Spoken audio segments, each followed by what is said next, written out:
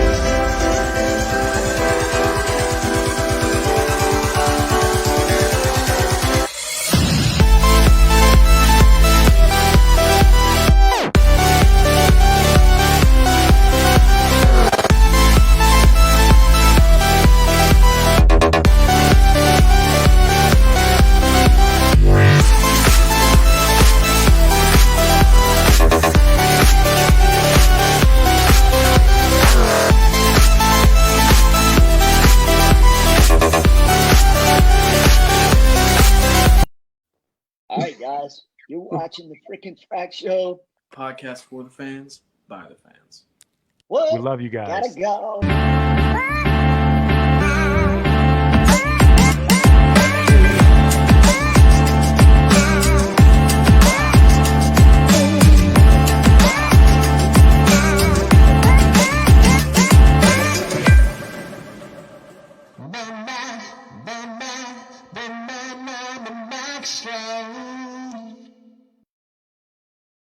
Oh yeah, and we're back Oh again. yeah, man! This is a weekday special, and it's an absolute special event for sure, man. Bro, Frick and Frack are coming in hot for March. We're coming We in are. hot. It's Hot been and heavy. one person after another. These people. I mean, every single person we've gotten. We grew up with these people. I mean, personally, this person today was a huge impact. It made a huge impact as a child. Didn't really teach me much how to dance or sing. I just had too much difficulties as a kid doing that. But man, it's just really, really cool to have this guy here tonight. Man, I hope everybody out there is excited. Drop in the comments where you're watching from. I know this is a different type of setup, so if you hear my kids running around upstairs, that's because it's 8:30 on a Wednesday. We're doing it for you guys. Family man. Caleb, who we having on today, brother? Let's just bring him in. Yeah, let's do it, man. We got Mr. Greg Raposo.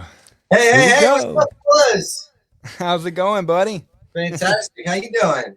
Everything's good here, man. It's a huge honor, and I mean that. I don't use that word a lot, but it's a huge honor to speak to you after, 20 years, or so. Finally be able to sit down and talk to you, and it's great, man. It is genuinely my pleasure. So thank you guys so much for asking me to be a part of it, and it's an honor to be on here.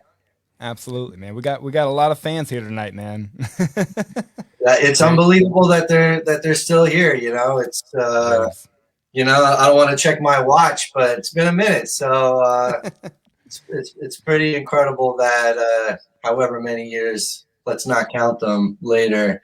Yeah. I was trying to figure out how many years, but it's been a while, man. Very, very special. Nothing I ever would have dreamed. And yes, it's unbelievable. Even still to this day, random people will come up to me and be like, "Hey, are you by any chance, that guy?" And I'm like, yeah, I am. So I tell you the truth, it probably makes my day more than it does theirs. So yeah, like I said, my pleasure, for real. Greg, I think it's a testament to the music that you continuously put out. It's not every day that somebody can start the way that you guys had started, and still to this day have people come up to you in the street. Man, it's you guys have made, and yourself have made, music that stands the test of time, and that's what we're all about. So thank you. Yeah, I'll tell you the truth. It's always just been about being myself, and naturally you grow and you change. And I think the music I've created has done that as well. And it's an evolution, Yeah. It sure is, man. We've been talking to different people. We're talking to a lot of fans, especially on our show, but we reached out to the Dream Street groups as well. And people, I can't tell you, people were just truly excited to have you, man. It's just it's been a long time coming for us. I had spoken to Matt a couple months ago, and I said, man, we were talking about boy bands on an episode. I said, what about Dream Street? And a lot of people were like, a lot of our fans were like, who? And I was like, are you serious? Like, they were as big as the Backstreet Boys to me, and slowly and surely we introduced them.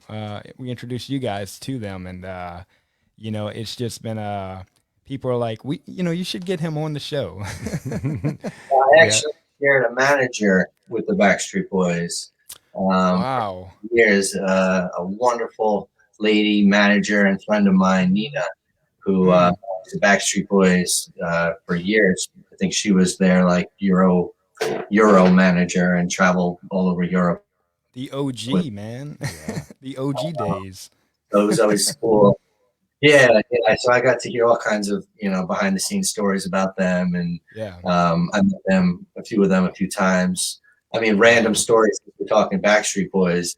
Was I was one time I was in Florida with her and AJ's parents, and we went out to dinner. And I was, probably 18 with AJ's parents and Nina having dinner, and I ordered steak kebab, but it came out like 30 minutes after everybody had already eaten, and it was like really, really late. So I was like rushing to eat it really quick. And I swear, this has never happened to me before, but of course, when I'm having dinner, with AJ's parents, one of the cubes of steak got lodged in my throat. Legit. Oh no. And I was sitting there like, and I turned to Nina and I was like, I would probably start turning blue. And like, just like out of Mrs. Doubtfire, the movie, I had to like stand up, and some like waiter came up from behind me and like gave me the Heimlich, and this thing shot across the room, and I was just mortified. So there's probably a good chance they'll remember me. Hey, that's very impacting, That experience. Very memorable. We gotta be talking about that tonight, but hey, you never know. Hey, this is a cool on the freaking Freck show, right? That's It's a story you never told before. Right. That's what we're all about, man. We're not here to ask you. That's one thing, man. We're not here to talk about. We're going to talk, of course, about the things that you always hear about. But like, we're not here to ask you the same questions. We try to be unique, man. Yep. We do. All about that. Let's do it. Absolutely. What do you got? What's on your mind? We got a couple pages worth here, so let's just dive right in. Can you take us back to the beginning of the start of business for yourself and of course the Dream Street group? Can you take us back to how you guys came about on becoming a group? How'd you get discovered? I mean, how did this all go down? So even though I was 13 when I got into the group, I had actually gotten my start in music when I was 6. And professionally, I was involved in music when I was 9, having done some off-Broadway and Broadway stuff. Wow. And that kind of led into Dream Street. But prior to Dream Street, there was a group called the Broadway Kids. And I was in that group with Chris and with, 20-something other people. And Chris and another kid, Jordan, who was in the Broadway Kids, lived in the same building as one of the Dream Street producers, Brian. Brian would see Chris and Jordan singing around the hallways, singing in the elevator, writing musicals and doing their thing. And actually seeing them do that gave him this idea of like, there's these boy bands, but, no offense to those guys, but they were like in their 20s and they were a bit older and their fans were 12, 13, 9, and he's like, how come there's no 12-year-old, 13-year-old boy band, So I think that's what gave him the concept. And so he spoke to Chris, and Chris was like, yeah, I'm in the show, The Broadway Kids. Come check us out. He came to the show. I just so happened to be in that cast. So it was the show was six people in a show, but there was a cast of like 20, 30 of us on a rotation because you're kids, right? So you can't just like about that. So I, coincidentally was in the show. That's when Brian saw me, and then he had this project that he was working on. He asked me to come audition for it, but actually Dream Street was supposed to be a Broadway show. And this was right around the time that reality TV was taking off. I think like Jersey Shore was like the biggest thing at the moment. His concept was to create a Broadway show where you'd have these 5 kids who were, like Chris and Jordan, run around the hallways, trying to make it, trying to be creative, putting together this band with a dream to get signed to a label and get their song on the radio. So it would be the same storyline every show. And then at the end of the show, they get signed, they get a song on the radio. And then the like quote unquote reality aspect of it would be when you're driving home from the Broadway show and you turn on Z100 or Radio Disney, the song would be on the radio, right? So that was the actual original concept. Brian teamed up with this Broadway choreographer and amazing businessman, Louis. The two of them put together a model set. They did these auditions and they casted me, Chris, Jordan, and two other guys, Billy and Jonathan. It's been a long time. So the five of us were actually in the original group, and we were called Boy Wonder. And we worked all summer long. I was 13, pretty sure. And then at the end of the summer, we did a big showcase for numerous labels. And a lot of the labels had a very similar opinion, which was that they liked Chris and I, but wanted to recast the group. So, they told Chris and I to pretend like we were auditioning again. We already had been in this project for a year, and that's when they brought in Matt and Frankie and Jesse, and then changed the name to Dream Street because Broadway is known as the Street of Dreams. And then we had this Broadway show that we were pitching. Meanwhile, also working on getting the song on the radio, which Radio Disney picked us up first. Radio Disney started, we started getting popular there. And then they started asking us to do these tours, and we started doing these mall tours. And honestly, I don't think that, Brian and Louis was expecting it to just kind of like take off the way that it did. Yeah. But they couldn't keep up with the growth. And then at that point, it's like you go where the money is, you go what makes sense. So the Broadway show thing kind of just, died out, and then we were a boy band.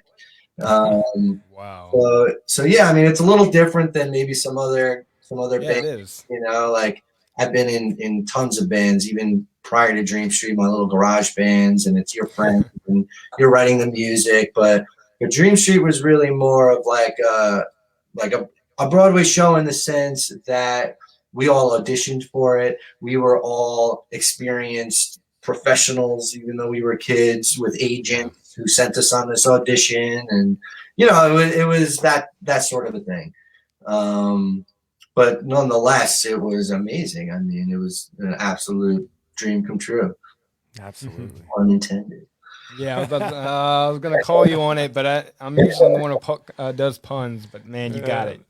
I'm a dad now, so it's just like that good thing just comes to me very naturally. So nice, man. I'm a dad to a doggy, so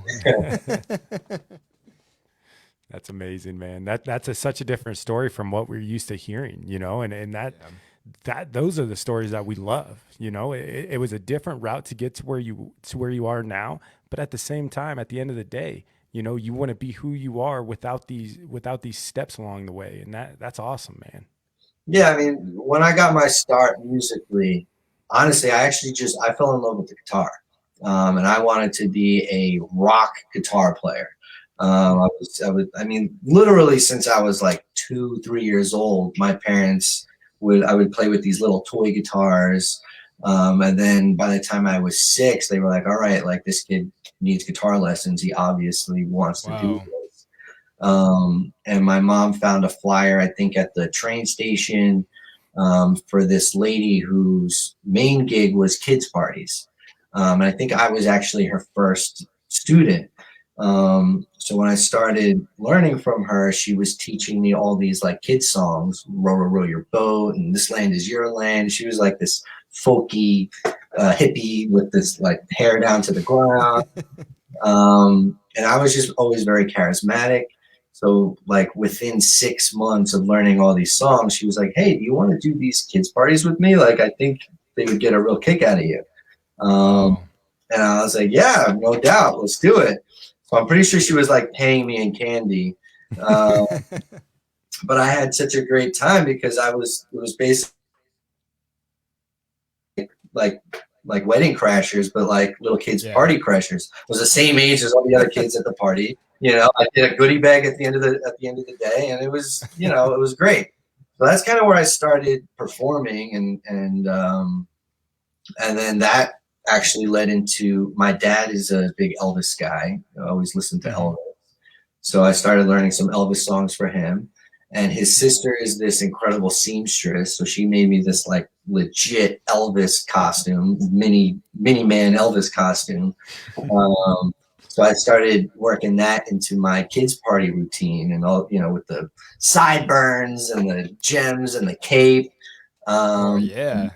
My aunt videotaped it once, and then without us knowing, sent it into Star Search. Star Search got wind of it, asked me to go on the show. From that, I ended up getting signed with a talent management company. And that was, you know, by the time I was 9. So by the time I was 9, I was doing auditions, and then it just, you know, like a snowball, it just kept going and going and going. And that's what I noticed, you know, going back to, of course, like YouTube. You know, YouTube is the best thing for archive footage these days. You know, you guys were just on everything. You know, I mean, Maury, you know, you guys are just I could tell you guys are just going, just nonstop, one thing after the next. And it was just, and the crazy thing is, you know, it was in a very short span of time. Yeah. You know? Yeah. It's crazy that, you know, look, in hindsight, it was a couple of years. Yeah. And even still to this day, those couple of years are like still something that's such a big part of who I am. Okay. But yeah, that was actually my second time on Maury. I was on Wow. Maury as a solo artist when I was, who knows how old. Man. No, was it Maury or Sally Jesse Raphael? Yeah. Yeah. Same thing. Yeah. But the Maury show was the like, you know, they say overnight success. It's not really overnight, because we had been working for years. I mean, I started when I was 6. So like, it's you know, it takes time, but that Maury show was that overnight moment where the next show we had was sold out. And literally from after, I mean, that's a national program. So I reached enough people, and then it was, you know, it was a wrap from that point on. There was just lines of people waiting outside before, you know, those shows, and, you know, the madness ensued. So I guess it's clear to say, you know, once the debut album came out, things got a little hectic for you guys. No, nope. It was before that. So wow. Literally the Maury show. After the Maury show, we had a concert. I think it was at WWF something in Times Square. And it sold out immediately. And we were filming that because we were going to make it into a DVD or something. And I'm pretty sure that was all prior to our album having been recorded. And then, and then we did these Steve Madden mall tours. And then we did just all the Radio Disney stuff. Yeah. And then we hooked up with Aaron Carter, and we're doing a ton of tours with him. We opened for Britney Spears. And that was like the one where we started doing arenas and stuff. So I mean, it's hey, at the end of the day, everything's meant to be. It happens for a reason, but you know, we were really on our way up. Not to mention, it was almost as if they were clearing the path for us, because just as we were on our way up, Backstreet and NSYNC like went out. So you know, it was pretty likely that we could have, or we would have reached that, you know, status. Oh yeah. But there was a lot of cooks in the kitchen, and sure, man. You know, in all honesty, you know, as a 15-year-old at the time who's got thousands of girls screaming their name and in a very one-track mind, I was not concerned about contracts Yeah. or money or any of that. So Yeah. I couldn't even really tell you what happened. Yeah. I Mostly mean, you were a kid also. not only that, I didn't even You care. know? I was on top of the world. I was Yeah. you couldn't touch me. Um, and in all reality, my dream was never to be in a boy band. I got cast into a boy band because I auditioned for a Broadway show. But I was writing my own music at like 6, 7 years old, playing guitar. And I even remember at a couple points towards the end of Dream Street, I started writing music for Dream Street and pitching it to, the producers, being like, hey, what do you think of the song? Like, is that something we could consider? So like, I've always been that artist in that way. Sure. And so when things started getting rocky in my world, it was just like, oh well, I get to do my music now, and like I almost thought of it as a blessing because at that point in time we had just enough success that there were people who were like diehard that were going to support us no matter what, but also like not at the point like Backstreet or NSYNC, where unless you're Justin Timberlake, you typecast as that for the rest of your life, And I felt like I made enough connections. I was like, this is great. We didn't hit like the mainstream, but now I can do me and I can do my rock music and I can write my own stuff and be in my band and play my guitar. And I started doing that, right away, right after Dream Street. I mean, we actually did a show. It was the WBLI Summer Jam or Winter Jam. And I remember it was Chris, Frankie, and Matt made a trio. And then Jesse went solo and I went solo. And we performed at this Winter Jam at Nassau Coliseum separately, but on the same stage as different acts. And I remember that show as, legit one of just the highlights of my life because, I was a song that I wrote on my nightstand on a napkin was being played out of Nassau Coliseum speakers in front of a sold out crowd with a group of guys that, that were my friends that I still hang out with today. So it's different, when you're a creator and you're a writer and you're doing your thing. Again, not to knock what we were doing in Dream Street, but it happens every time. It was written by the same guy who wrote Baby Hit Me One More Time. That's right. So wow. It's just different. It's just, it's just very different. Greg, I had about 3,000 questions pop into my head as you're talking about the writing experience. That's what gets Caleb and I going, man, is somebody that creates the jam from start to finish. It's something that we really, really like to talk about. With somebody like yourself that's been in the music game from before you pretty much were walking to now, with everything that's changed technology-wise, we're talking YouTube, iTunes, Apple, Spotify, all that stuff. Has it made it, obviously it's made it easier, but how has that changed how you create music? I mean, do you go about it a different way altogether now? No, not really. Literally before we jumped onto this, I was in a writing session with my buddy Ed, who's sitting on the couch over there right now. Hi, Ed. Hi, Ed. You want to be on the Frickin' Frack Show? Yeah, what's up, buddy? Hey, man.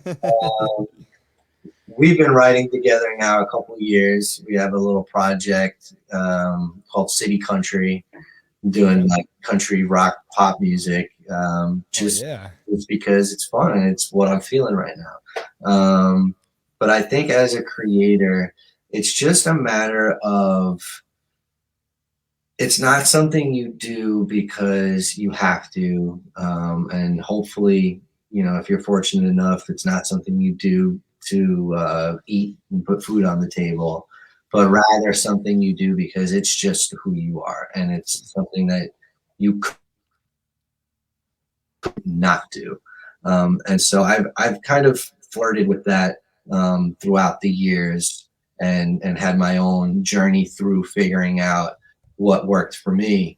But I personally feel that my best, most authentic material, it comes from a place that's just not so unforced. It's just a very natural. It's just what I do. It's a passion. It's your Yeah, passion, man. and in terms of like the changes in technology, our first song that we did as City Country, I never left this room. And the whole thing was recorded by studio musicians in Nashville, which was a really cool experience. So much so that the second batch of songs we recorded, we decided to fly down to Nashville just to like be in the studio and see how they're doing this. And even after all my experience and years of being in the business, that particular experience in Nashville, the producer's name is Larry Biard. It's Biard Music Group. And these dudes, it was literally like Willy Wonka's Music Factory. It blew my mind. These guys came in and they, we sat down with Larry. We did our pre-pro. We charted the song out, and these musicians come in, and he even gave us a warning. He's like, listen, we're going to play the song for them. It's going to seem like they're not paying attention. They're going to be talking to each other, and they're, but like, I promise you, like, they're listening, and they, like, it's all good. We do this every day, all day. Like, just don't worry. I'm like, all right, man. And then, like, exactly what he said happened. Like, the little demo that I made here, that's just an acoustic track to give them the idea of what what the song's supposed to be like. Yeah. They're just like talking about last night's dinner over it while it's playing. And I'm like, hey guys, but listen to that part. And like, don't forget there's a hit there. And like, then, they press record, the click comes in, and it's legit one take, one live performance, done. Next song. And they do 6 songs in 3 hours, a song and a half an hour. After that one live take, he'll go back to the drummer and be like, anything you need to fix? He'll be like, second verse, just punch me in real quick. Okay, go to the bass player. You need any fixes? And in a half an hour, the song's done, or the track's done. Next song. Cool. It moved fast in Nashville. Yeah. It's amazing. I've never seen anything like that. Well, yeah, I mean, that's super cool. And that's, and now with COVID and all the craziness, it's cool that we're still able to pursue that and still make music professionally from this chair with this microphone, and have a full band just like send me a track. From my basement, send them a vocal, they mix it, voila, on to the next one. Wild. So process. Yeah, it's in that sense, I have nothing but good things to say about the technology and the fact that I can, with very limited equipment, still produce a very professionally, professional sound. So yeah, no complaints here. But again, I also don't, my music isn't my main source of income by any means, Right. So maybe somebody who's makes a living from the rights of their music would have a different opinion with, Spotify, all that stuff. So that's another story. But in terms of the convenience and the fun and the passion of it, like I love it. All the technology, bring it on. Nice. Do you have a favorite genre that you like to write in? I mean, I know you talked about how you like different types of music. You're talking about Nashville, rock, and then you obviously, the Dream Street thing was a pop saga, What's your favorite genre to write music in? It depends on the year you ask me that question. Caleb's like that. Yeah, me too. It depends on my, what's going on in my life. So it really, really varies. Obviously Dream Street was straight up pop. From Dream Street, I did like a pop rock thing. From there, I went into I had a moment where we were like rock, metal, heavy rock. But I must say that there is a constant throughout all of the different genres, which is pop, pop rock, pop country, pop metal. I think that, like Who I Am does like that, just like that, those melodies that are pleasing to the ear, and the whole less is more thing is vibes with me. So I think no matter what I'm doing, there'll probably always be an element of simple pop. But I would have never guessed if we were having this conversation, I was 23 years old, I would tell you you're crazy if you ever mention the word country. Yeah. Never my thing. But it's my wife loves country. My best friend loves country. A bunch of friends of mine are all listening to country. So kind of like forced down my throat. But as a songwriter, if you listen to country, you can't deny that some of those songs lyrically, the stories they tell, I mean, just the best stuff, Definitely. that's out there. And so that's what really started to get me to listen to it, was the storytelling. And I was like, wait a minute, I gotta use that. And then I did start getting into it. I mean, I'm at the point now where when I'm doing work in the garage, like I've got my Spotify country hits playing, I'm listening to by myself. So by the time I was in my late 20s, I knew that it was something that I wanted to pursue, even if it was just to make a country album for my wife. So I knew that was going to happen. And then I got a random message from this random dude from a website called Bandmix, which I didn't even make a profile on. I think it must have pulled my information from like MySpace or who knows what. And I started getting all these emails from like these old cover bands asking me if I'd come sing for them. And I had no interest in any of that. So then I like found my profile. I edited a bit. I think I was a little cocky in my profile. My bio was just like, Google me. And then this guy hits me up and was like, hey man, Who was this guy?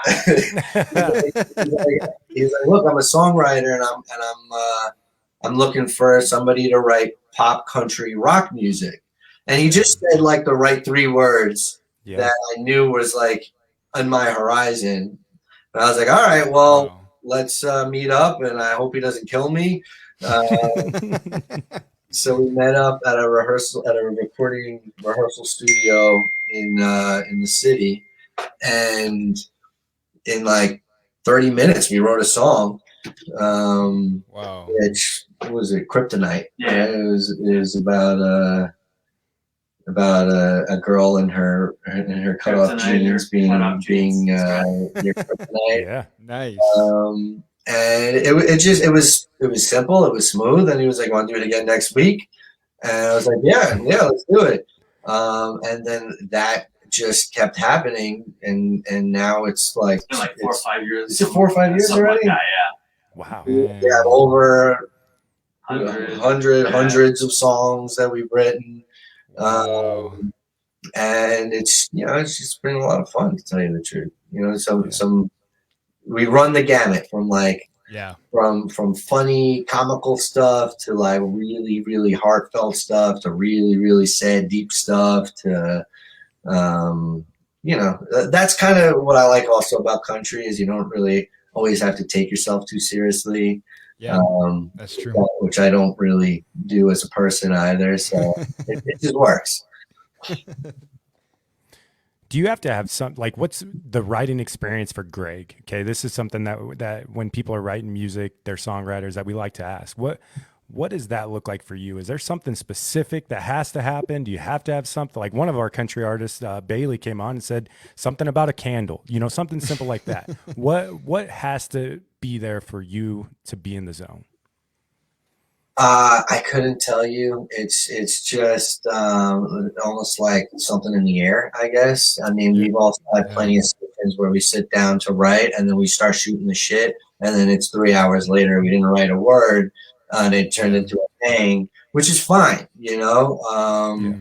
You know, I've had moments where I've had like a really traumatic experience in my life or the loss of life, and you know, I've turned to music as my therapy. You know, one of the albums that I released, Lost Love Life, was exactly that.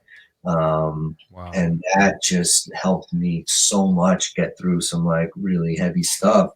You know, so it kind of depends on the moment. I mean, not to mention the mood you're in, you know, like if you're writing because you have to, because you're getting something off your chest for therapeutic reasons, or if you're writing because you think something's really funny and, you know, and it'd be a great song and you're cracking up and you're saying ridiculous lines in between, you know, writing just because, you know, whatever. I don't know. I'm a very open-minded in the sense that I like to invite anyone to our writing sessions, whether you're a songwriter or not. A lot of people don't realize that you don't have to be a songwriter to write a song. You know, and sometimes it could be just sitting in the room. You could have a vibe. You can have an energy that adds to the experience. I mean, Ed was telling me the other day, there are these you know, professional songwriters in Nashville who don't write at all, but the real writers just like them around because they bring a nice energy to the room, and they're always in these sessions because them sitting there, you know, helps create a better song. So it's Can't like argue with magic. Exactly. Yeah, that's true. That's true, man. Know where it's gonna come from. That's you know, to answer your question, it's just in the air, really. Yeah. Yep. Do you have a crazy like a crazy song, like it happens every time, and the impact that song even has today? So just a little background. Caleb introduced me to you guys, right? So you gained a new fan within this last year. The song, I mean, seriously, the song It Happens Every Time. How did that impact? I mean, I know it impacted thousands and thousands of people around the world, but how did it impact you, Greg? Did it impact me? I would say that as a teenager, there's the natural question of what is this song about? Which I think I saw on TikTok recently. Somebody posted something like, "Have you listened to these words? Do you know what they're talking about?" So there's that. So I think to some extent it was not a song that I necessarily felt so like seriously about.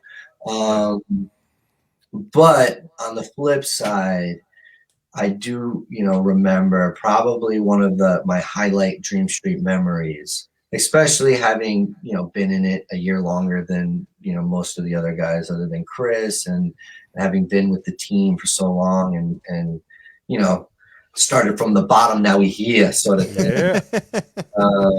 When we were shooting the Dream Street music video for It Happens Every Time, and how that impacted me specifically. Again, random tidbit. There was a guy named David Niles, I think, and he was the inventor or creator of the HD camera. Wow.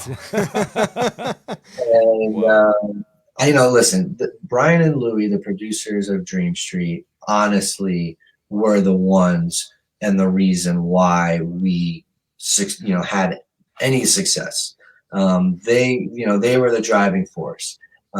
Incredible businessmen, incredible entrepreneurs, and somehow they finagled connecting with with the inventor of the HD camera, who had a like $1 million+ budget to create some sort of video footage to showcase HD, high definition, Wow. footage. And so the Dream Street It Happens Every Time music video actually was the first HD recorded film made for the purpose of showcasing what HD looks like. So we had this insane budget. I mean, I think it was actually $1 million. Oh, it's so simple though. Big Yeah. music video. So, like, Yeah. what can you do with $1 million? Well, you can rent a cruise ship. You can rent a helicopter to fly around while we dance on a cruise ship. You can build a truck to drive through Central Park while hundreds of people, chase after you. You can, you go up on a rooftop, and then, the real moment was they built a stage in the middle of, I think it was like an old Daily News, like rundown factory that was closed, and they built this stage on the water with airplane lights, like jet lights all around it, and this like huge boom with like multiple cameras, and we recorded, we filmed on this like makeshift stage on July 4th, literally under the Macy's Day Parade fireworks show. So much so that there was one point when a burning piece of ash fell on Jesse's arm and burnt his arm, because that's how close we were. Like, you weren't allowed to be where we were during these fireworks, but we were there, recording this music video, and it was just, they had this huge like TV screen, and there was fog, and there was lights, and it was like they're blasting the music, and they had the jet lights on the sides of the stage, and then the fireworks started going off, and I remember having this moment of where we're recording, and I legit like got emotional. Like, I started to cry. Like, I was just like so overwhelmed with that moment and that success and the point that we were at, that they had to like cut. And then Claudia, our choreographer, comes running onto the stage and hugs me, and then like Chris comes running in and hugs me, and then we all just had this like group like hug for a moment to just kind of like take it all in, and then like gather ourselves and count back to take 3 or take 3,000, whatever it was. But like I do really remember that moment. So when you mention that song and how it affected me, that's probably where my mind goes to. It was the music video specifically. Wow. Man, Caleb, we have a lot of comments coming in saying that they had never heard that story. I'm full of them. There's lots that I'm sure people have heard. But hey, that's what we're here for, right? Frickin' frack, That's baby, bringing you the good stuff. The real question is, do you remember the lyrics to it? I do. Yes. Yeah. All right. So we got to ask, right? I mean, can we get an exclusive?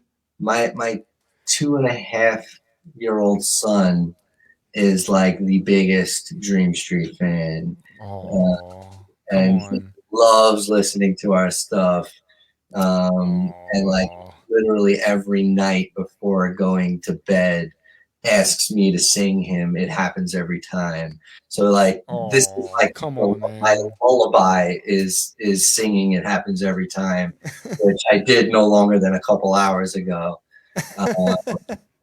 So I guess to segue into playing it, every year I've done an annual birthday banger. And I've been doing this since probably I was like 18.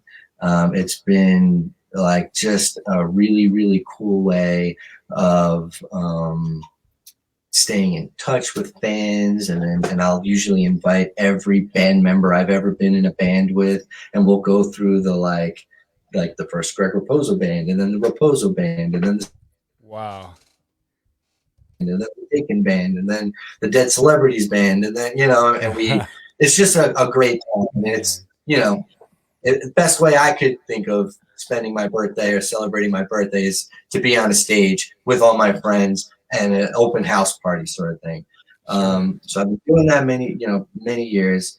This year was the first time we couldn't really do it, so I ended up doing like a Zoom birthday concert, and I performed this rendition that is coming to you shortly. Stay tuned.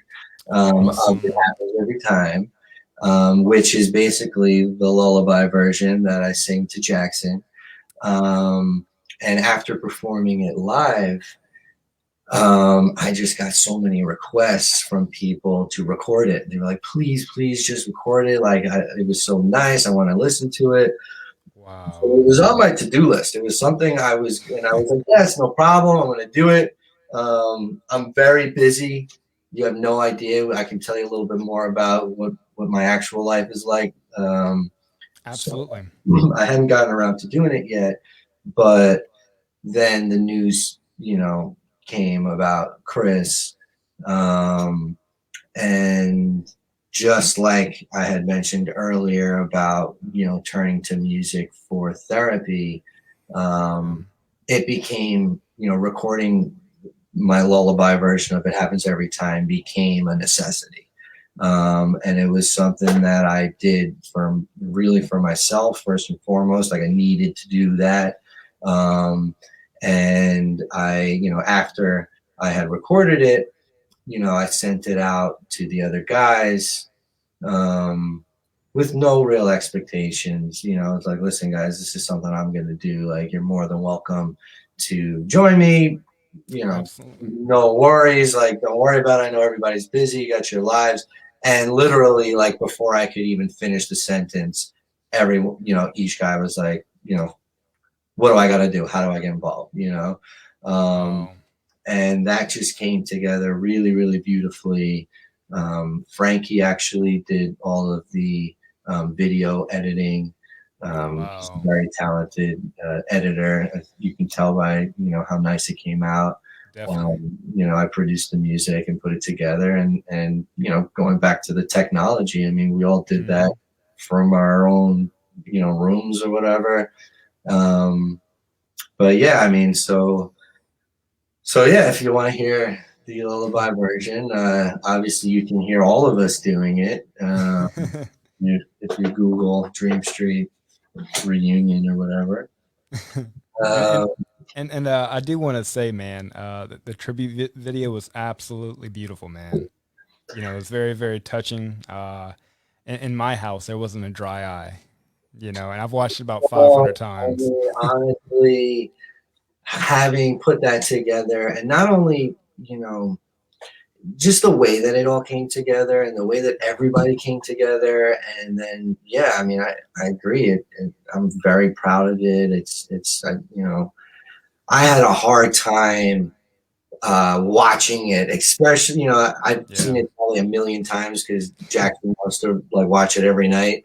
But yeah, I remember the first time I watched the video that, Frankie edited and sent to me for my review or for comments. I was a mess. I couldn't even I couldn't even get through it. And I remember just calling on the phone, and the both of us were just silent for like 2 minutes. Like, he's like, what do you think? And like, I couldn't even talk. And, yeah, it is very, very special. It's probably one of my, most special pieces of art I feel like I've created, and very meaningful for me. But yeah, I'll show you where it started from. I think Ed's gonna strum along with me in the background. Sounds good. You want to be on capo 1, not capo 2. producer in me coming out now.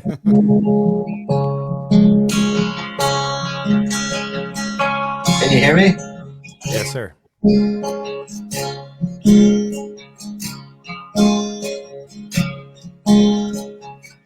Can you hear the music playing? Can you feel the rhythm swaying?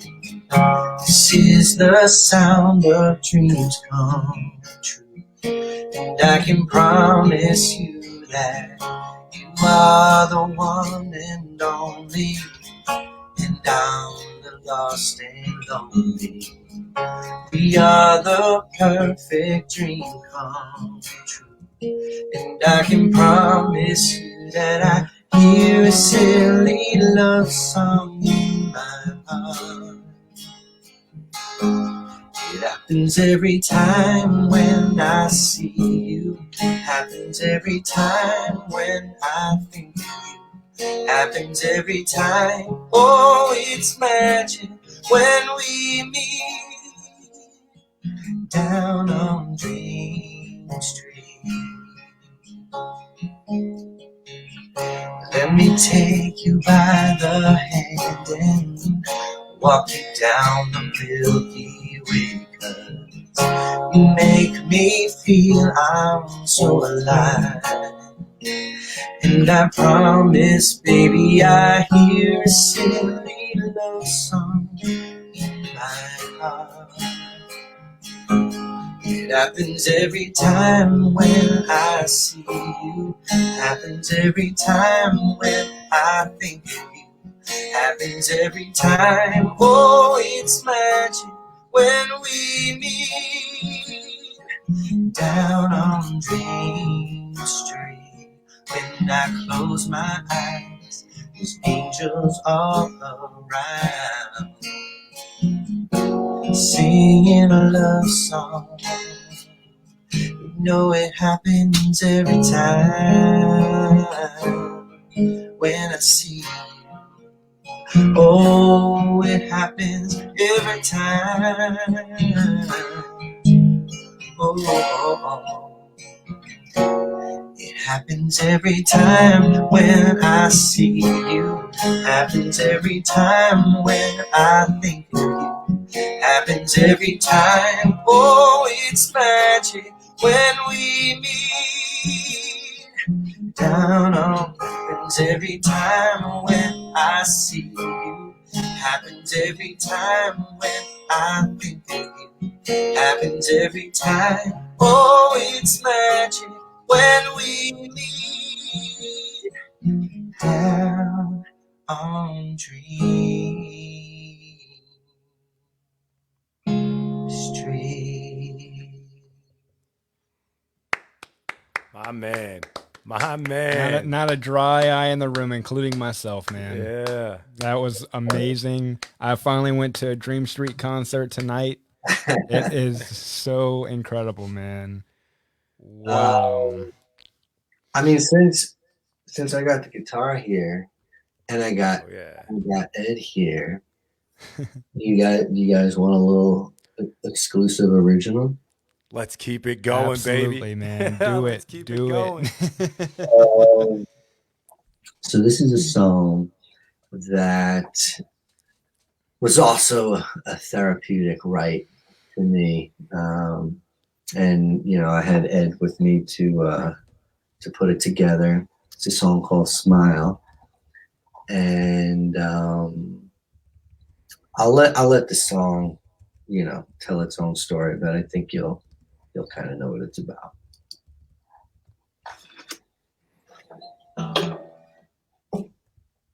Not recorded, not out there. I don't even know if we demoed it yet. This is a frickin' frack? Is this fresh. a frickin' frack exclusive? This is very much so frickin' frack exclusive. Never heard before. Awesome, man. How's it start?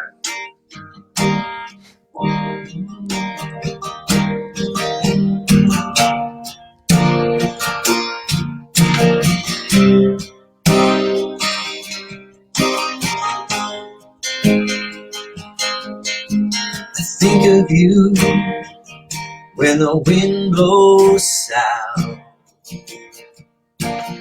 Running down the highway, windows down. Still can't believe you're not around, but you're there.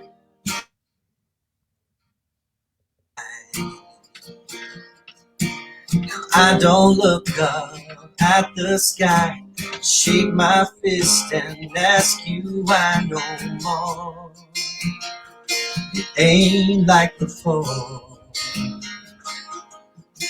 There were Friday nights and Sunday mornings you were taken without warning. Now I'll never be the same, but every storm runs out of rain. I went numb and I lost feeling. I let time do its healing. Now I crank it up real loud so you can hear me above the clouds. It's been a while, but now when I think of you, I think of you, I think of you and smile.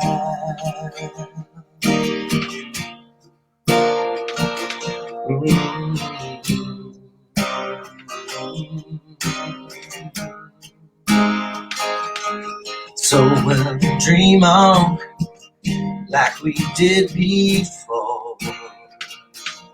I can feel the rain when you hear my name. It takes me back to Friday nights and Sunday mornings. You were taken without warning.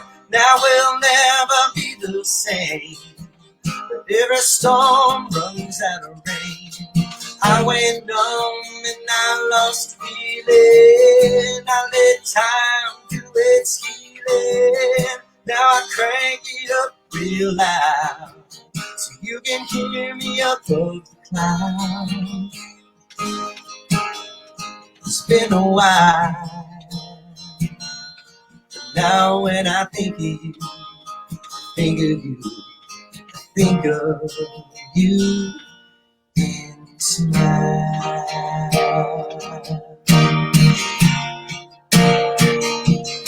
Oh.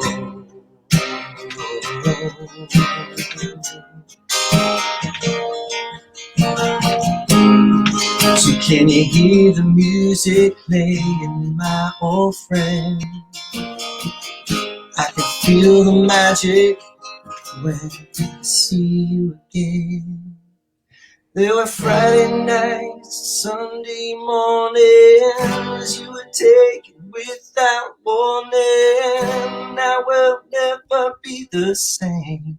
Every storm runs out of rain. I went numb and I lost feeling. I let time do its healing. Now I crank it up real loud so you can hear me above the clouds. It's been a while, but now when I think of you, I think of you, think of you and smile.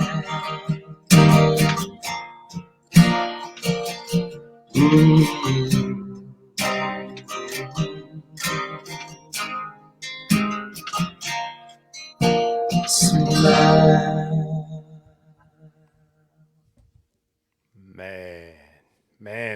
Man.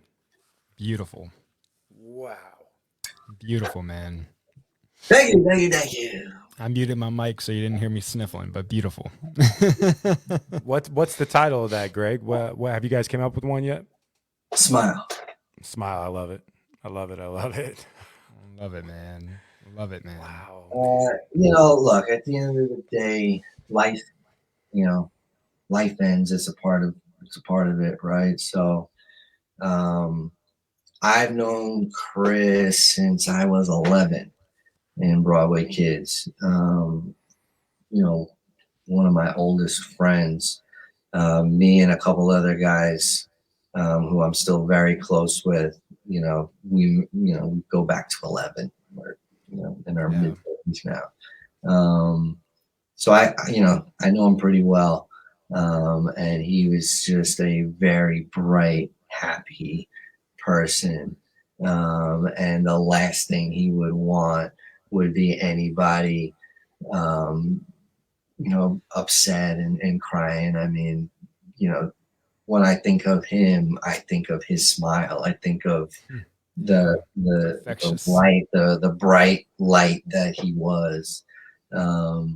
So that was, something that took a minute to find and to come to terms with. But when I think of you, I think of his smile, and there's nothing, I know there's nothing more he would want than for us to talk about him and to think of him and smile, and so that's a song that we'll probably record eventually, and maybe I'll make a tribute for him, video or something. But again, all this stuff is not even something I do for any other reason than it helps me, and it reaches some people that it helps them, and I mean, what a better way of honoring somebody's memory and continuing to shine that light, so that's a big part of music for me, and a big reason why I know I'll never stop writing, and I know I'll never stop singing, I'll never stop performing, because it's more than just a hobby or a passion. It's like my identity. It's who I am. It's like my life. So it does who you are, man. It doesn't matter how many views it has. It doesn't matter how much money it makes. It doesn't matter anything. All that, what it comes down to is that it does something, and not to sound selfish, but it does something for me. And then the added plus to that is when I get emails from people, or messages on Facebook and messages on Instagram, and oh my God, you don't even know what this meant to me and what this song did for me, or and that's the stuff that just like makes all the difference. And I'm so grateful to have been given this gift that I can do it. And sharing it is just an honor, really. Well, thank you for sharing it with us, man. It truly means a lot to us. Just looking at these comments, there was a lady who said she lost her best friend last night and she needed that song. Exactly what I'm talking about. You really never know, who you're reaching and what you're doing. And it's so important to just be yourself, do you, and put it out there. Let so many people have such insecurities about sharing these things, and I'm fortunate enough to have experienced the benefit of doing that, and and on the flip side, I've also been through the opposite end of that, of people who have not appreciated it or had their the haters or whatever. But there's a lot of those, man. We have some of those. Of course. we have them too. Bro, I was the new guy in high school as a freshman. And I was in a boy band at the same time. Oh man. My first 2 years of high school, I had only female friends.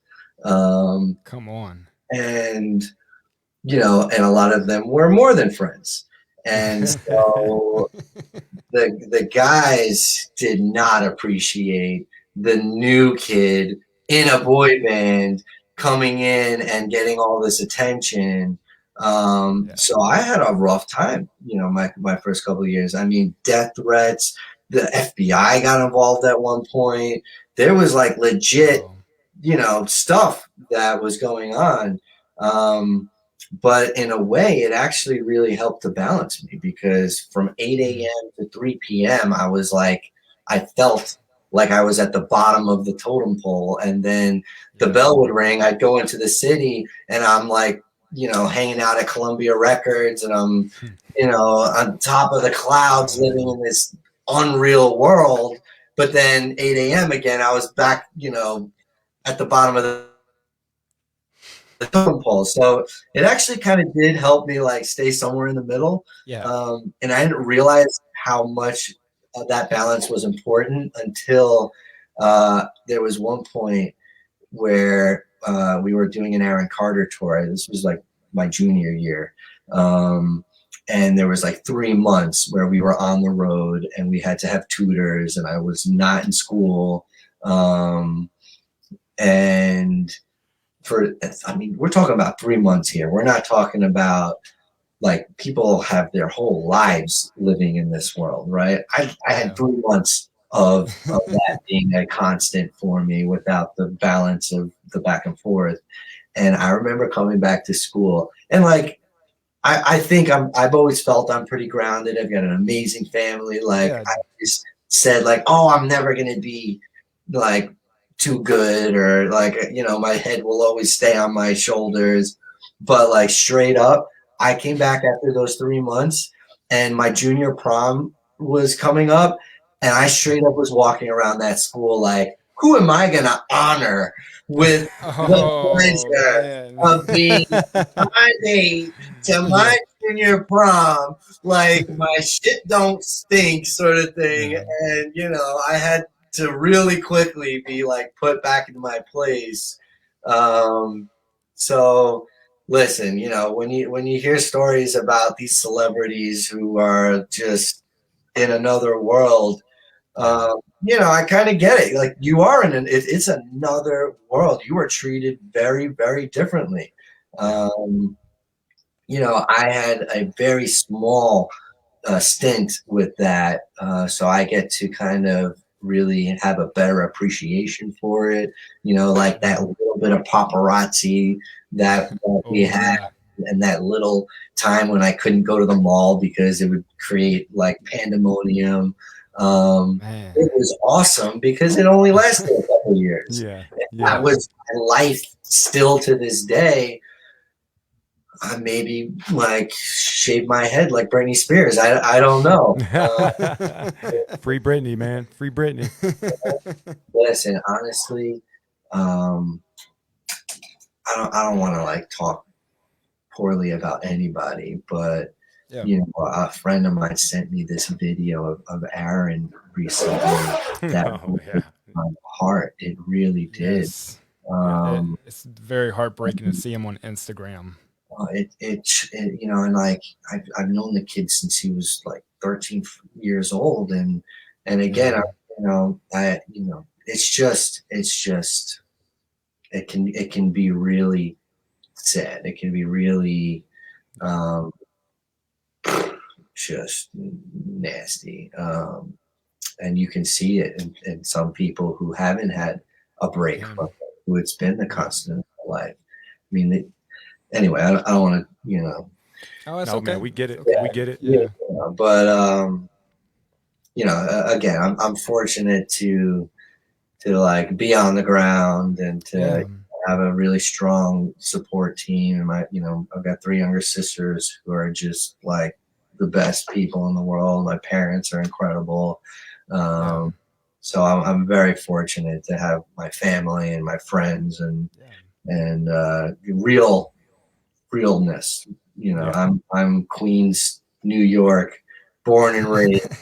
Nice, still here. I love Queens, man. Yeah, we're pretty real. Yeah, you guys got some good pizza places over there. When Vicky and I, you know, we love going to New York, and sadly, due to Corona, we didn't go last year. But I'm telling you, man, we stay in Queens at an Airbnb every time, man. Well, next time you stay at my place, so don't even. Thank you, man. I appreciate that. It is. You just made Caleb's whole year, bro. Hey, Vicky, I'm gonna say, hey, Vicky, you want to go stay at Greg's house? I mean, no big deal. We're friends now. Yeah. Dude, I mean it. You got my number, so. Thank you so much, man. a lot of people are talk, and one of the things I take pride in, and it's unfortunate that so many people talk. But I could say this, and I know a lot, and you know, anybody would back it up who knows me is like, I actually mean what I say and I do what I say. So yeah, man, Definitely. you want to come crash here for a weekend? You Yeah. know, we'll cap it at a weekend. Yeah. Weekend's good, man. I mean, I was gonna say, you know, for a month, but that's fine. Weekend will work. Shotgun, called it. Shotgun, Vicky. Shotgun. Put the brakes on it. Your vaccination card. Yes, I actually, so the 31st, I'll have my second dose. I just got mine last week. Well, I had Corona back in December, and it was not fun. It wasn't just a cold. And then I've been dealing with the symptoms since then for 3 months. I have every single symptom still. I have a thing called COVID fog, and I can have it up to 6 months after, you know, December when I had COVID. Like right now, my head's just not a good place at all. It's been rough on you, man. It has. Believe it or not, my man Ed over here is actually a professional doctor, a very successful elite Come on. doctor. So if you got any questions, I got one right here for you. Let me text you a few. Yeah, I mean, what a blessing it was though, because we got to write through the whole thing because he come through with his kit and test me, you know, before every writing session. Wow. So honestly, it's always a good friend to have around, huh? Yeah. I mean, you know, we've gotten pretty close through the years, and I'm kind of surprised I never got it. I was working the whole time as an essential worker, and got lucky, you know. Yeah. And I'm clear now, so. Which that actually brings us to our point. You know, a lot of people are asking, "What are you doing now, man? Like, what's your essentialness?" How much time you got? We got a lot of time. I mean, we're unlimited, believe it or not. We tell people an hour because we want them. We want to get them on the show, but like it's unlimited. Yeah, I think 6 hours. When I sit down and start to think about all the different things that I do, it's overwhelming to like look at. So I really kind of, you know, focus on one thing at a time. But in all reality, I am a real estate agent. I am a construction superintendent. I am a real estate developer. I am a property manager. And I am also a restaurant entrepreneur. And what else do I do, Ed? Write songs, music, songwriter. I got my producer. I'm producing for a few different artists. We're writing for other artists. But no, mainly my source of income is I develop properties in Queens, and then I manage properties for my family and for some close friends. Flipping properties and you know, and also as a construction superintendent, I'm the safety guy. Oh yeah. So yeah, I mean, I do a lot. I'm a very busy guy. But in all reality, I'm very used to that. Like since I was 9, I've had this like insanely active, you know, professional life. Most kids, you know, after school are, you know, not doing their homework, whereas I was not doing my homework because I was in the city, you know, commercials and yes, Tiffany, and best of all, a full-time father, which is the most rewarding, you know, and the real reason behind it all. So I wear many hats, a jack of all trades, if you will. But it's also, you know, a part of who I am. I heard the saying, you know, everyone's familiar with the saying, a jack of all trades, master of none. And I never realized that the full statement is jack of all trades, master of none is oftentimes better than a master of one. And I was like, hell yeah. That, that really is working out for me because in reality, even though I don't necessarily consider myself an expert at any particular thing, I'm pretty successful and I do well in almost anything that I get myself into. And I think a lot of it has to do with just like my core values and like the basics. Like sometimes you don't necessarily need all the fancy stuff. It's back down to it's like pop music. Less is more. Oh yeah, Yeah. it's true. But before we let you go or anything, what do you have coming up next? What can you tell the people to look forward to? Whether that be real estate, construction, music, what do you have coming out, Greg? I mean, real estate wise, I'm working on plans for a new property, but I don't think you're too concerned about that. I'm expanding my property management company. I'm taking on a whole bunch of new clients. I don't think you're concerned about that. Sure, man. You never we know love it who's all, watching. man. You never know who's watching, man. We're actually our toughest job is the fact that we've written so many songs that we have to pick like 6 to record. So we've been like really banging our heads on the wall, going through hundreds of songs to sift from of, hey, what's going to be our next batch to record. But we already, set the time aside for it. We've already, put the money in our piggy bank for it. So it's all ready to go. So up next, surely will be some new city country music. I'm pushing to get Smile on that next demo. Yeah. It's very hard. A good chance he'll make it. So yeah, you can look forward to some new music coming out. Another one of the things I do as a hobby is video editing. I don't have Frankie's skills, but I do love putting music to video. So I recently, well, maybe not so recently anymore, but I did, I put together a little music video for one of our city country songs called Sea of Lighters. You can check that out. Google Sea of Lighters, City Country. And I have in my head some ideas for some more music videos for some other songs we've already done. But honestly, I just don't have enough time for all the things I want to do. Yeah. Some people struggle with finding a passion. My struggle is finding the time for all of my passion. I have a soccer group that I organize, and we play once a week. I've been doing it for 5 years.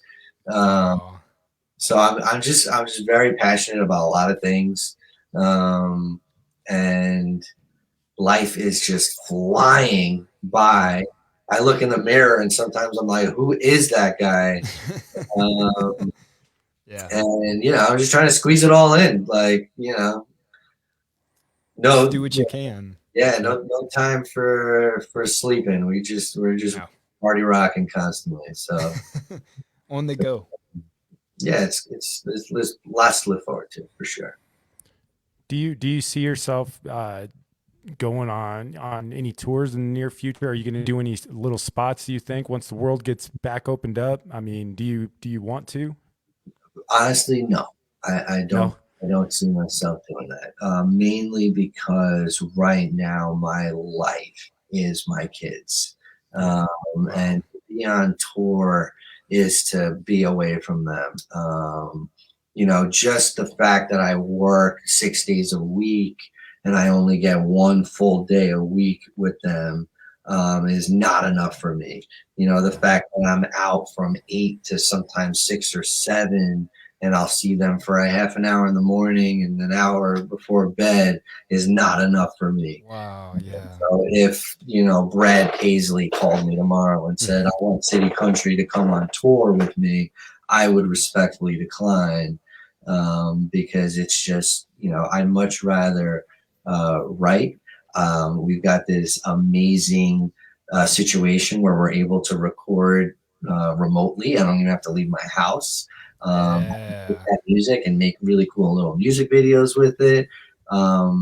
But you know, if anything, at this stage in my life, we're really more interested in publishing, you know, and helping younger people, you know, take that music and then they can go and tour it.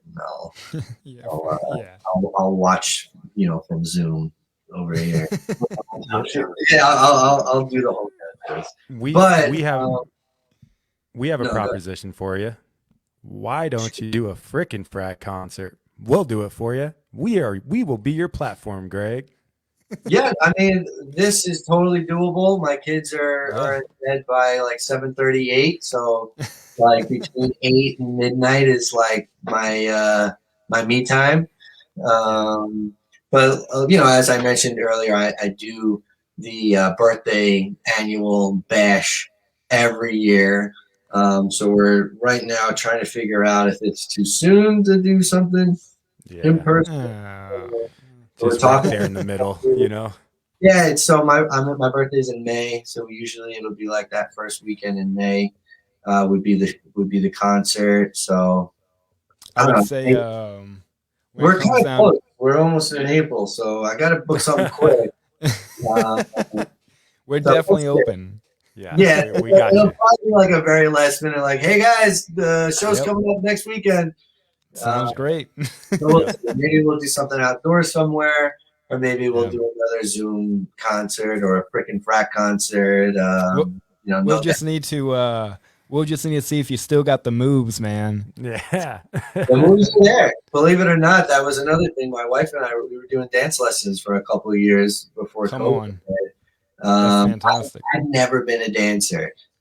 Actually, none of Chris was a trained amazing Chris dancer, and Chris was yeah. the other four of us had two left feet.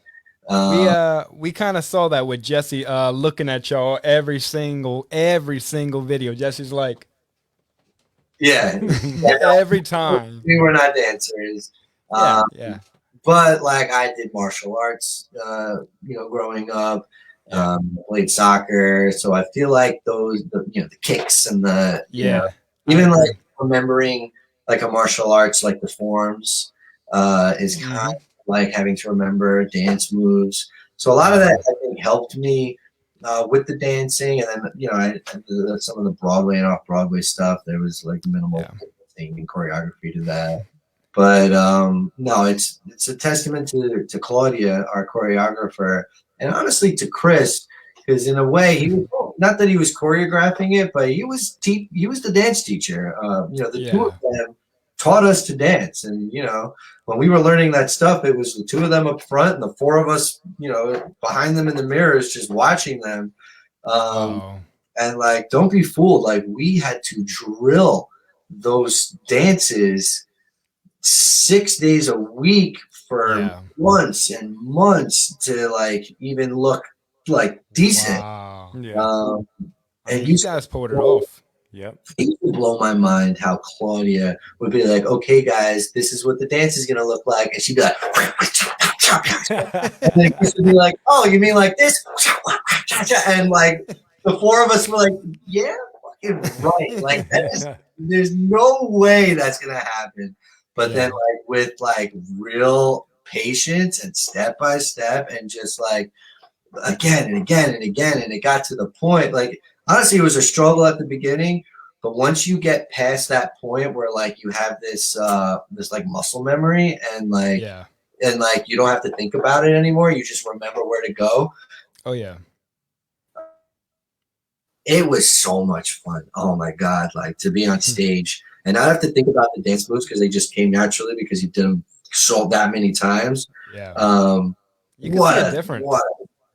You know, going from the beginning to like it happens every time to I don't remember recall where you guys were, but you guys were probably a year older or so. I mean, all your voices were dropped completely. You know, dance in the public. When we started, we were not. I mean, not that we are now, but other than Chris, we really were growing and puberty and It The was, whole you thing. know, I mean, the voices changed. You know, it was like a one. It was, squeaky. The second was, "Can you hear?" Yeah, But and that's the cool thing, man, because you go back to the mall concerts you pulled off. There was a video of I guess it was a sound check of the mall of one of the malls you guys were, and it had to be maybe in the beginning or so, but you guys were like tired. They had someone telling you what to do, and like I mean, Jesse was like looked like a baby. He was just like I don't want to. I tell you what, best shape of my life. Yeah. I remember in high school, you ever do that like body fat test and they like Mhm. check to see whatever? And I remember doing that and they were like, you have zero body fat. Like that's not healthy. Like you need to eat more. Um, but like we would get off stage and I shit you not, I could wring my boxers out. Um, Oh, just drenched like you got out of a pool.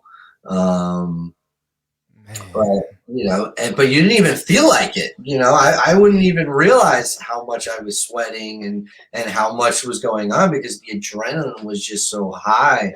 Yeah. Um, and then just real quick, another little fun story, but it was the Dream Street mall show at Roosevelt Field, my local show, where, Wow. if you recall, one of my things was so we each had a solo song, mine being Jennifer Goodbye. And my Hmm. thing was before every concert, before every time Jennifer Goodbye would come on, I'd say, hey, whoever screams the loudest, I'm going to pull you up on stage. Um, and they all did their little thing, and then by the time the second verse comes rolling around, I'm picking a girl up out of the crowd, which I had spotted one who looked really cute, and I pulled her up onto the stage, and I danced with her, and I sang into her eyes, and then the next day I'm in school, I'm walking down the hallway, and we bump into each other, and she says to me, what are you doing here? You're the guy who pulled me up on stage. What is happening? Did you just come to my school to find me?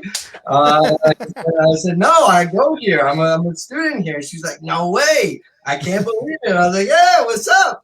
We ended up becoming really good friends. We were friends all throughout high school. She knew me way too well in high school to get romantically involved with me.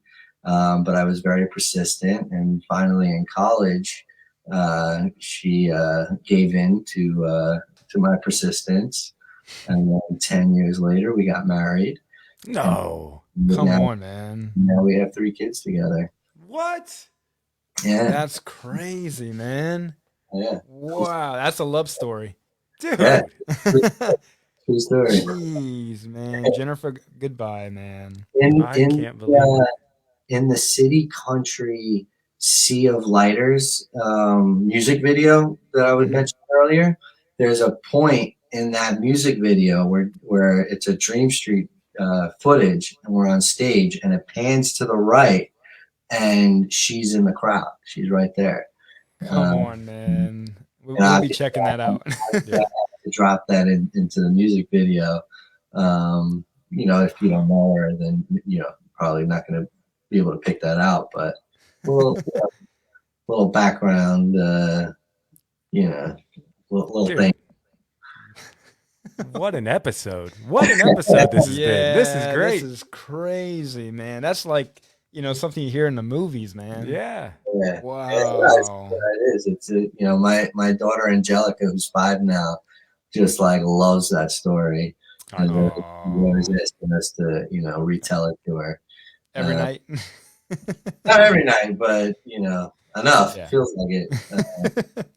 But yeah, Oh, I'm very, very fortunate to be married to like the actual girl of my dreams. Yeah, man. wow. Um, just living the life, man. I'm Yeah. Absolutely, very, man. very blessed, and just, trying to shine the light and share it, and leave this place a little better than we found it. Yep. 100%. It's something I always say, man. Try to be a better person than you were yesterday. I that's all we can do. Yeah, one day at a time, one step at a time, and that's it. Greg, we can't thank you enough. I got to ask you one more favor. No more singing unless, of course, you wanted to, but I got to ask you a favor. I need you to take us out, right? We ask all of our guests to do this. Can you say, this is the Frickin' Frack Show, a podcast for the fans, by the fans, and then I'll hit the outro. Yes, but before I do that, perryperryguys.com, you guys, check it out. We got spicy hot chicken like you never had in your life. I'm coming to get some of that. But right now we got one store in Hicksville, Long Island. I think we're the only crazy people to actually open up a restaurant in the middle of the pandemic. Yeah. But in all honesty, I partnered with this really, really amazing guy, smart guy that I really believe in. My involvement really was my belief in him. So we partnered up. I handle the real estate side of things, the build out, the leases, the location, and then he runs the restaurant. Obviously, I would never want to actually run a restaurant. I have no experience and desire to do that. But it's our biggest problem, even with the pandemic and the winter and all those things, has been keeping up with the demand. We ended up having to rearrange the kitchen, get a new grill, add a second chef for the weekends. Good problem. And I'm not just saying it because I'm a part of it, but it's all about the sauce. But it's it's a very secret recipe. Can't tell you too much about it. But if you try it, people almost get like addicted to it. Like they have to come back for that sauce. And you pick which different level you want. Oh yes, indeed. But hey, you never know. And so far with what it, the potential it seems to have, we're hoping to expand and start opening some more and maybe at a place near you. Perry guy, Nebraska. Let's go, baby. So yeah, I had to shamelessly drop that. But absolutely. But what's the tag? This you want me to say? This is the Frickin' Frack Show, a podcast for the fans, by the fans. Let's see where we're gonna go right here. Yo! It's the Frickin' Frack Show, a podcast for the fans, by the fans.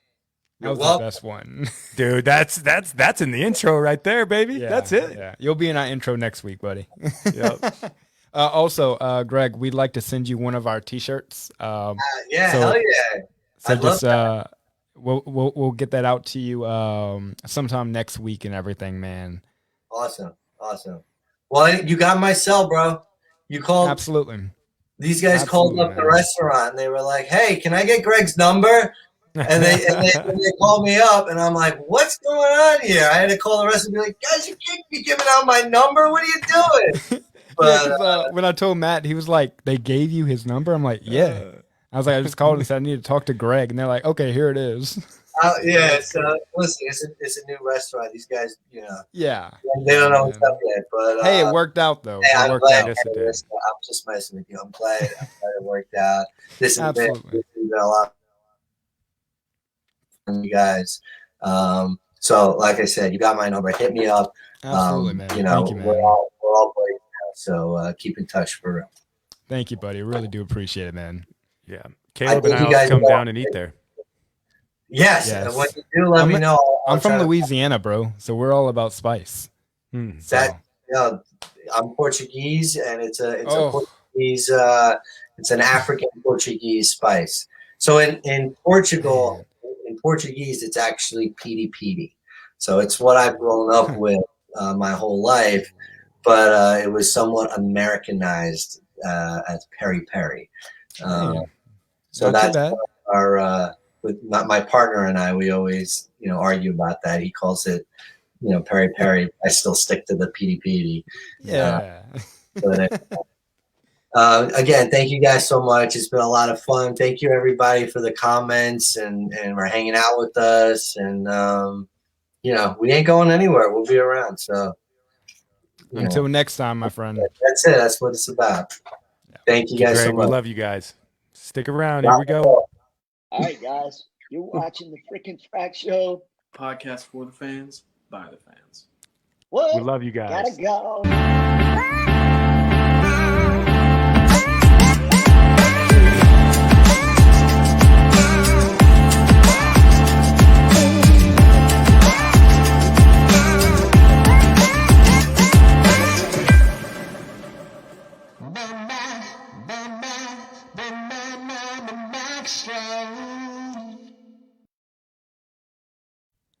Hello, Caleb. Wow. That was the interview, like the highlight of our career for me. No joke. That was No great. joke, man. He's a good dude, man. I enjoyed everybody else, but yeah, he's just a good dude, man. That was a lot of fun, man. We got so many exclusive in there, dude. That was wild. Yes. And that's what we had said in the beginning. Like, we're not here to ask you the same thing. We want to know things that people don't know, and it was very, very important. Yeah, man. I need to check out that sauce, bro. I'm about to go to New York tomorrow, man. Come on. Hey, Shotgun called it. Vicky, I called Shotgun Vicky. Gosh. Yeah, man. All right, Another guys. 2 hours. I know, man. I'm so glad that he was just so cool with just staying. I think we're limited to like 6 hours with the subscription we pay for. But I mean, yeah, man. I didn't get to read a lot of the comments, but whenever I glanced, it was just like new every single time. And thank you guys so much for sticking with us. This was an episode with Greg from Dream Street, guys. Super, super cool dude. It was amazing. What was the best? The performance is great, but I haven't seen him do any podcasts like this. Yeah. I mean, and we have so many new people here, guys. If you don't know who we are, we're the Frickin' Frack Show, a podcast for the fans by the fans. And let me just tell you guys, we're so happy you are here. We get guests pretty much every month, 2, 3, sometimes 3 guests a month, and you never know who's going to be on this show. We have a lot of people coming on the show. We have a lot of people planned and scheduled already. And we encourage you to like our page and follow our page on Facebook at the Frickin' Frack Show. You'll easily find us. We have, it says like 13,000 followers and stuff. Very easy to spot out of all the frickin' fracks. Yeah, man. Check us out on Twitter. Check us out on Instagram, Facebook, YouTube, Apple, iHeart, Spotify. Go watch and listen and see the evolve from episode 1 to episode 35. I think you'll be pleasantly surprised. So yes. Thank you guys for tuning in. We really do appreciate the support. It's a late night special, guys, and this episode couldn't have gone any better. We very much appreciate all of you guys, especially the new people, but of course the OGs who were with us and who have been there from the start. We're calling you out and just letting you guys know that we love you guys, and we very much appreciate it. This is the actual week episode for us, so there won't be an episode this weekend. So we're gonna see you guys sometime next week. The 2nd, April 2nd. That's right. Yeah. April 2nd, man. With someone that we're going to be announcing very shortly. Maybe tomorrow, actually. Yeah. The supporters will get it first, and then we'll release the video and do what we do on TikTok and Instagram and Twitter and everything. And I appreciate you guys. Thank you for staying up with us. I've got to go to bed, so there's that. Yes, me too, but not really. I'm just joking. All right, guys, this is a podcast for the fans. We love you guys. And here's 2 of our ad sponsors back to back who are sponsoring the show. Hey, guys, it's Caleb here from the Frickin' Frack Show. Today, we're going to go ahead and talk about one of our sponsors, G&J Curbside. G&J is a business in Morgan City, Louisiana that's been providing for the community for many, many years. They provide food, alcohol, necessities, and many other things that's needed. G&J is also a provider for the offshore communities. G&J also provides outreach and support with sponsoring events and doing anything it can to make the city a better place. To place an order or look at the inventory of what they have, you guys can visit gjcurbside.com. They provide curbside, but we also want to note they also deliver to homes as well if needed. We want to give a huge shout out to Mr. Eric Lynn for giving us the time and sponsoring us. We truly appreciate the love and support from G&J. Guys, again, gjcurbside.com. Please support them and lend them a hand. They do a lot for this community, and we truly love and appreciate them. Guys, Matthew here from the Frickin' Frack Show. We talk a lot on this show about the importance of your mental health, but something I think that gets overlooked is your physical health too. That is why we are so excited to be partnering with Complete Health Nebraska. They're located here in Lincoln, Nebraska at 2801 Pine Lake Road, Suite C. You can find them on Facebook at www.facebook.com/CompleteHealthNE or on their website at CompleteHealthSupplements.com. With our partnership, we have a very special deal for you guys and you guys only. When ordering on their website, make sure you use promo code FF15. That's FF, the number 1, the number 5 for 15% off your entire order and free shipping nationwide on orders $50 or more.